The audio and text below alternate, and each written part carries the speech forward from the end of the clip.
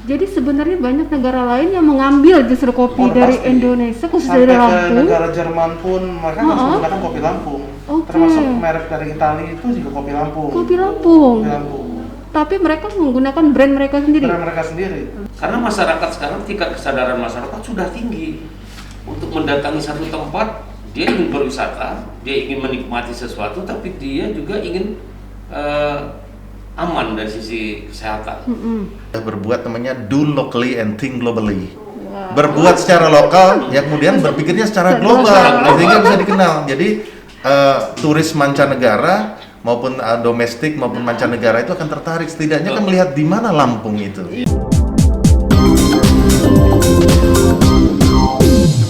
Oke, balik lagi nih kita ngomongin kopi, Pak.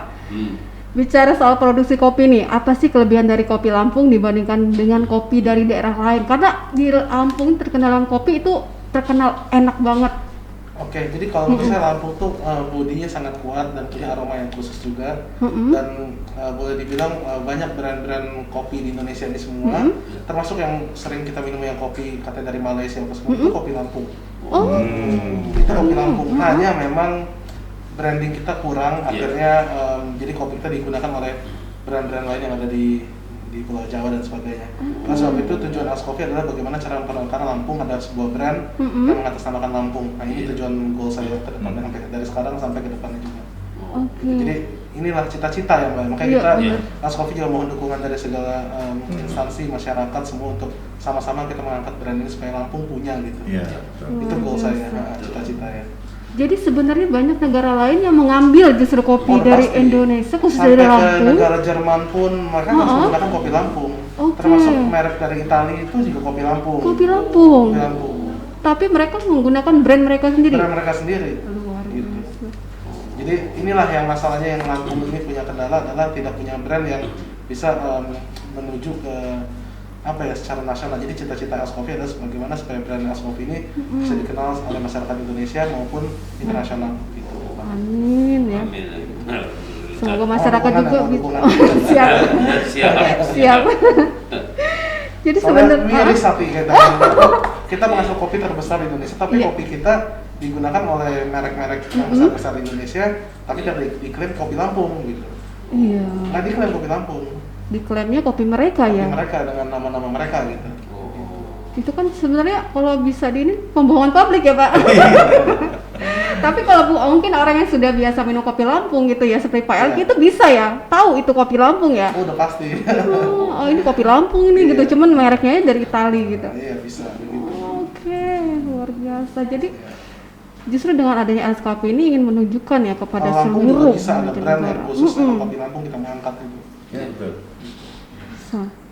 Nah untuk kopi Lampung sendiri ini yang terkenal ini kan kopi Robusta ya Pak Elki ya? Betul, karena Lampung menghasil kopi Robusta tanahnya, Robusta. karena kan dia di bawah 1.200 meter permukaan laut gitu. Jadi emang kita nggak bisa menghasilkan Arabica. Memang ada beberapa tempat yang bisa yang di dataran tinggi, tapi tidak banyak gitu.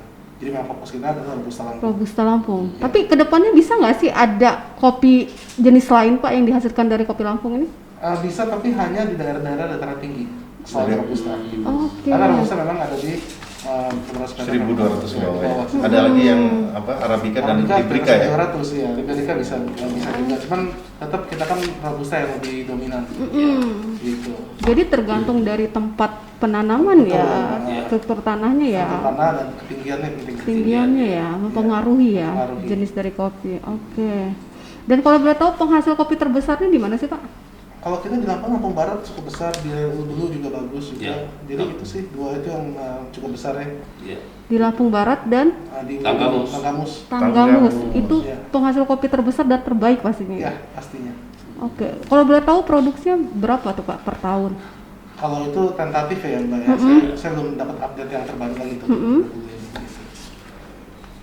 Jadi beda-beda ya. Beda-beda. Tahun karena kan musim ini sejak cuaca ini berubah-ubah juga. Masa juga berubah-ubah juga gitu kan. Apalagi sekarang ya. Kadang panas, kadang hujan gitu ya. Lagi bahasanya pancaroba gitu ya Pak. Oke, mungkin ke Pak Edarwan ya. Boleh tahu sih Pak langkah kerjasama Dinas Pariwisata dengan pihak kepolisian dan Dinas Pariwisata Kabupaten Kota dalam menggenjot sektor wisata kita, tapi di sisi lain harus tetap menjalankan protokol kesehatan. Jadi seperti apa nih Pak upaya atau usaha untuk pariwisata kita ini supaya bangkit lagi seperti sebelum COVID Pak? Ya, jadi kami kan tergabung di dalam petugas untuk penanggulangan COVID ya. Kalau upaya di dalam menanggulangi ini menurut kami sudah optimal ini Mbak, karena kita berada dalam satu tim. Jadi gerakannya itu ya walaupun saya sadari memang teman-teman dari TNI dan Polri serta polisi Pamong ini garda terdepan ya. Karena ini kan dalam upaya mendisiplinkan, menyadarkan. Jadi memang itu betul-betul di depan posisinya. Setelah diamankan oleh teman-teman ini, baru kita masuk. Ini mohon maaf nih Bang Fandi. Nah, jadi kalau tanya upaya udah tentunya maksimal Mbak ya. Artinya Pemprov, Pak Gubernur Lampung selaku ketua koordinasi sangat baik dengan Pak Kapolda dan Pak Danrem. Itu nggak perlu diragukan deh kalau untuk bagaimana upaya. Nah, demikian pula kami dengan teman-teman kabupaten kota. Seperti saya sampaikan tadi, COVID tetap nomor 1, tetapi pariwisata juga harus maju. Tidak ada kata lain Mbak, artinya justru paradigma kita rubah sekarang bahwa pariwisata akan maju apabila protokol kesehatan itu dikedepankan. Itu kuncinya itu. Karena masyarakat sekarang tingkat kesadaran masyarakat sudah tinggi. Untuk mendatangi satu tempat, dia ingin berwisata, dia ingin menikmati sesuatu, tapi dia juga ingin aman dari sisi kesehatan. Nah, jadi tingkat kesadaran yang sudah tinggi di kalangan masyarakat terhadap COVID ini justru menjadi peluang untuk kita membangun pariwisata. Pertanyaannya pariwisata yang bagaimana yang harus kita bangun? Nah, tentunya konsep yang sedang kita akan dorong ini adalah sustainable tourism. Keberlangsungan. Jadi pariwisata yang berkelanjutan.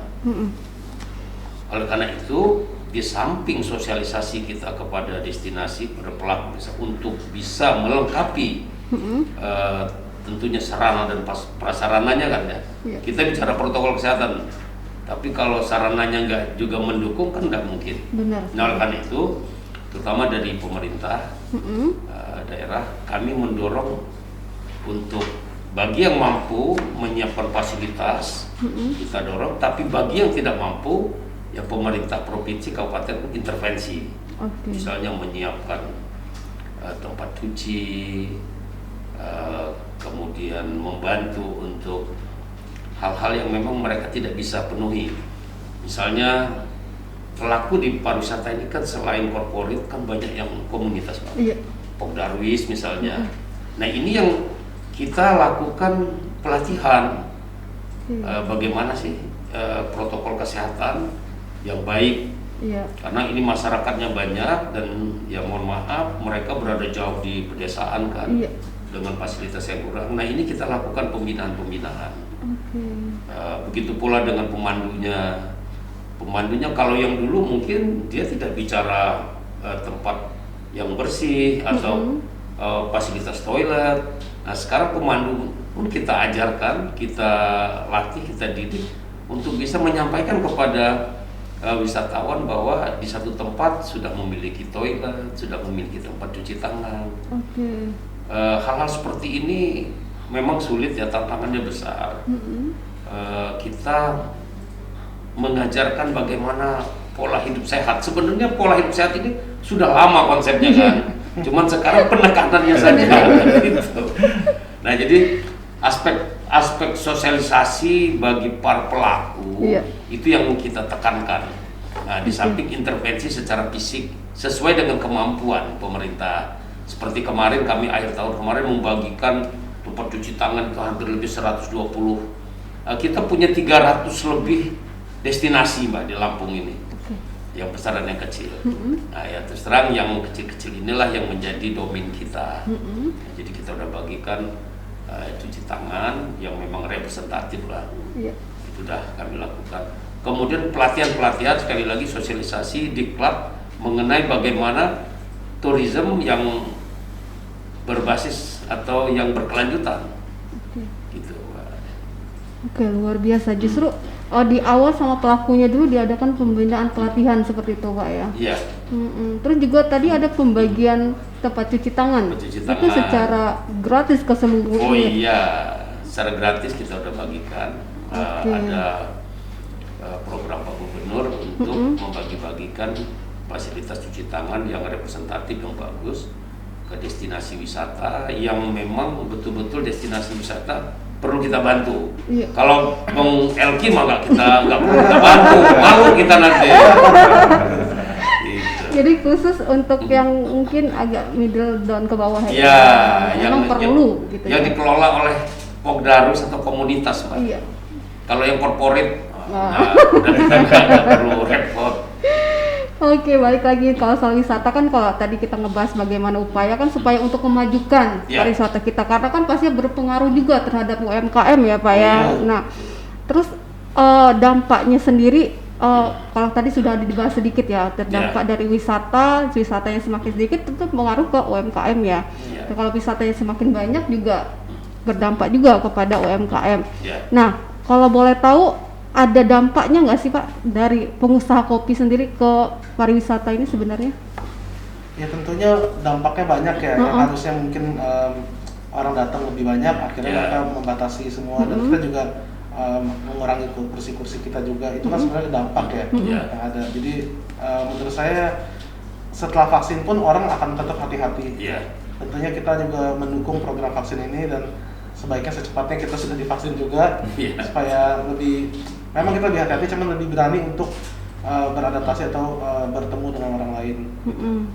Biar ada kehidupan, karena kalau nggak akan ada transaksi jual beli yang lebih banyak lagi kalau masih pada takut-takut semua juga kan. Oke. Terus banyak nggak sih Pak dari pendatang gitu ya, atau turis atau wisatawan yang membawa oleh-oleh kopi Lampung sendiri sebenarnya? Banyak sih sebenarnya, cuma memang tidak seperti yang di tahun-tahun sebelumnya. Semua mengalami penurunan gitu. Tapi aslinya sebelum pandemi sudah sebenarnya ini ya banyak wisatawan yang emang membawa oleh-oleh dari Karena kita Lampung kopi ya. bisa lihat dari segi traffic di bandara juga sangat minim ya, miris sekali dibanding yang zaman-zaman sebelumnya ya. Iya. Karena kan sekarang hanya paling sisa 10% aja boleh dibilang di bandara. Jadi boleh dibilang ya ini keadaan saat ini luar biasa ya. Dampaknya sangat tinggi. Jadi dengan ditutupnya, bukan tutup ya, dengan akses Jakarta Lampung aja sudah berkurang, artinya wisatawan ataupun tamu-tamu luar kota pun yang ke Lampung yang harusnya bawa oleh-oleh pun akan berkurang gitu. Gitu. Dan juga tamu banyak mungkin sekarang dari Palembang karena hanya 3 jam dekat. Tapi kan banyak akses pariwisata yang sudah ditutup juga demi menjaga keamanan provinsi Lampung juga gitu. Jadi ya kita ini sekarang ini bisa survive aja udah bagus. Jadi sekarang ini survival era. Jadi bukan kita mau nyari profit tinggi-tinggi, tapi bagaimana kita menyelamati kesehatan, mengimbangi yang tadi Pak ya. Kesehatan dijaga, ekonomi juga kejaga. Jadi udah yang penting kita ketemu di tengah-tengah, equilibrium. Seimbang aja sekarang. Yang penting seimbang aja Kalau ya. dulu kan kita pasti kesehatan penting, tapi kita kan mau ekonomi itu Benar. luar biasa. Sekarang ini kesehatan penting, kalau nggak salah-salah kita aja bahaya nanti kan. Oke, terus Pak Edward untuk peran dinas pariwisata sendiri dalam meningkatkan penjualan atau melakukan promosi gitu kopi Lampung harus semakin dikenal tuh ada nggak sih Pak? Oh iya, pariwisata dan ekonomi kreatif itu kan nggak bisa dipisahkan. Benar-benar. Bung Elki ini kan salah satu pelaku di ekonomi kreatif. Memang kalau dilihat kopi biasa, Bung Elki masuk di usaha kecil, usaha UKM ya. Tapi dengan beliau membuat varian-varian yang bermacam-macam ini satu hal yang menarik. Dan terlepas kondisi COVID, ya kita juga bangga nih dengan Bung Elki. Ada bangunan mewah di jalan itu, hal yang luar biasa nih. Ini kadang-kadang bilang COVID, tapi beliau tetap bangun nih. Itu sudah dari 2017 akhir Pak. Iya. Gitu. Jadi emang mau nggak mau harus buka ya. Iya. Jadi beliau ini cukup visioner gitu, Mbak. Ya. Iya, bisa Jadi melihat melihat dari 2017 berarti sudah 5 tahun yang lalu. 5 tahun itu sudah Sebenarnya dari 5 tahun udah dijalankan. Iya. Planning 2015 Bang, cuma baru bisa kecapai 2020 kemarin. Iya, iya. 20 ya. Ya, alhamdulillah. Artinya terlepas apapun kondisi, Iya. niat besar beliau itu terwujud sekarang kan. Iya betul. Nah ini kita juga merasa bangga ya, pengusaha lokal. Ya maksud saya pengusaha Lampung ya, Iya. artinya Ya. mengembangkan usaha kopinya yang juga tentunya ini adalah support bahkan menjadi destinasi baru. Iya, benar. Betul loh di sana. Ya. Pariwisata kopi Lampung kita. Iya. Iya. Jadi kalau ditanya upaya apa ya tentunya kita harus promosi. Iya. Betul. Ya walaupun saya juga belum datang di komisi.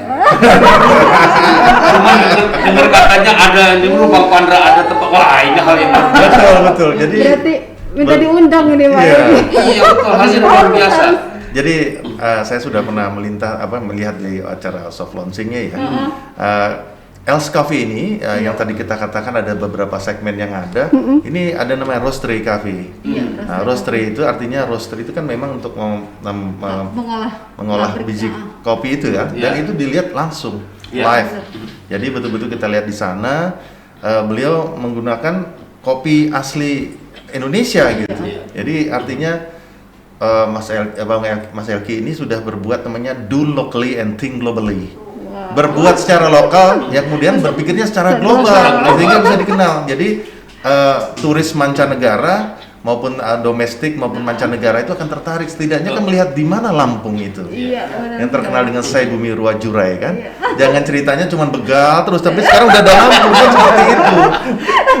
Iya. Iya, itulah sekarang peran kita semua dari semua pelaku usaha, kemudian juga penggiat-penggiat pencinta kopi, inilah kesempatan ini. Iya. Benar sekali. Termasuk kami dengan pemerintah provinsi, dari semua pemangku kepentingan harus kita promosikan. Benar. Ya itu yang katakan Pak Gubernur tempo hari, Festival Kopi Lampung Iya. itu ya sempat berapa kali dilaksanakan dan cukup ini loh, banyak buyers yang membeli di sini. Betul. Karena sudah cukup bagus, tapi karena pandemi Covid sekarang dilaksanakan juga terbatas. Iya. Tapi ya itu tadi kata Pak Edarwan, bagaimana di tengah kita pemulihan ekonomi ini harus tetap berjalan seiring dengan tadinya penanganan COVID. Iya. Nah, kita kan sekarang sudah ada namanya Sabta Pesona yang saya katakan tadi. Yang pertama tuh rasa aman. Amannya dari gangguan Kamtibmas jelas. Yang kedua adalah amannya juga dari COVID-19. Yang berikutnya terakhir kan aman, nyaman, merasa nyaman, kemudian juga tertib, ya kan tertibnya sejuk, merasa nyaman, damai. Kemudian terakhir wisatawan tuh akan nantinya baik Wisnu atau Wisman atau wisatawan mancanegara atau wisatawan Nusantara itu akan berkesan, oh kita ke pelaku usaha atau kedai kopi ini karena mereka sudah menjalankan protokol kesehatan. Nah itu karena udah ada kesadaran kan tadi Pak Edarwan sampaikan kan, jangan sampai pelaku usaha itu yang penting dapatkan hasil yang banyak tapi dia nggak menerapkan protokol kesehatan. Mungkin harapan kita situ, harapan kita. Oke, luar biasa.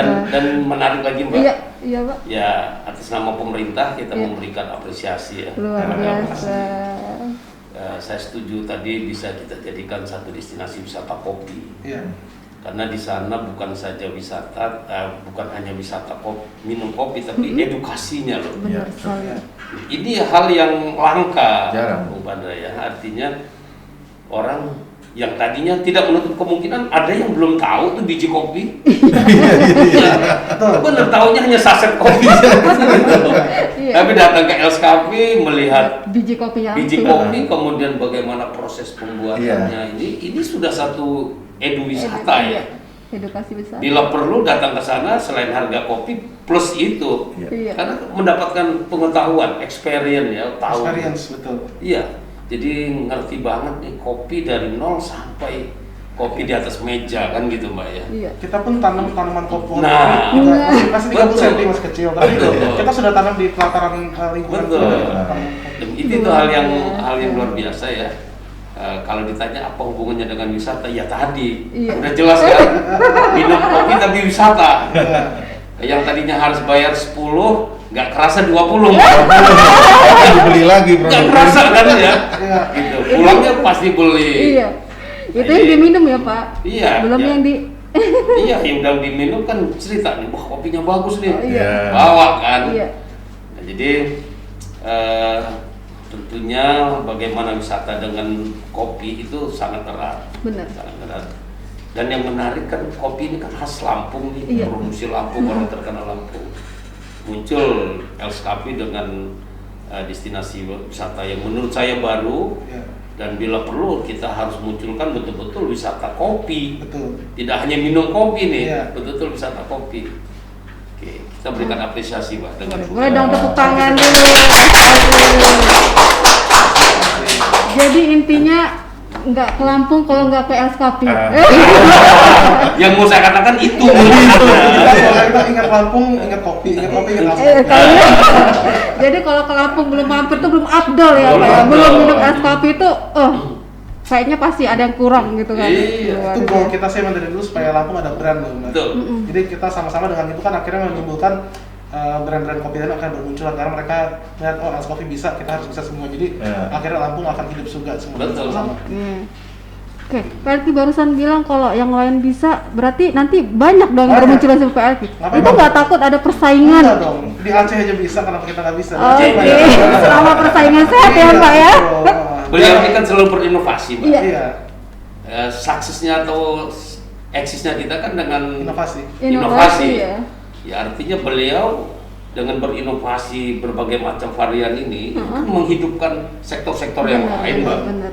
Nanti Itu. setelah udah mengikuti kita ada inovasi lain lagi. Oh iya, seperti lagi ya. Kita harus keluar dari zona nyaman, out of the box selalu. Iya. Benar sekali.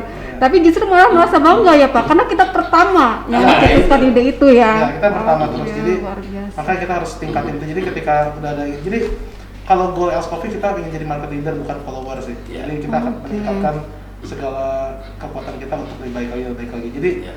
kita melihat yang dari Jakarta seperti apa, yang di luar negeri seperti apa. Nah kita ingin seperti itu goal. Ya. Luar biasa, luar biasa. Nah ngomongin inovasi nih Pak, Ya. karena mungkin yang kita tahu tuh kopi itu kan diminum, benar nggak? Iya. Dengan variannya pasti diminum. Iya. Tapi saya juga menemukan kopi itu sebagai pewangi ruangan. Ya. Pernah nggak? Pernah nggak? Pewangi mobil? Ada. Ya, Ada. wangi kopi Iya. gitu. Karena Jadi, kopi bisa menetralkan semuanya juga. oke. Tapi yang uniknya Mbak Reni, Iya. di Els Coffee di Roastery Cafe ini Uh-huh. ada kopi itu dijadikan pasta. Oh iya. Oke.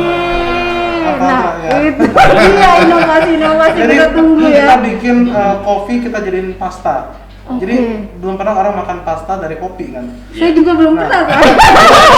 Di Els Coffee Roastery ada menu pasta kopi itu kan kalau Pasta kopi. di Els Coffee ini kita inovasinya ada ayam panggang pakai kopi.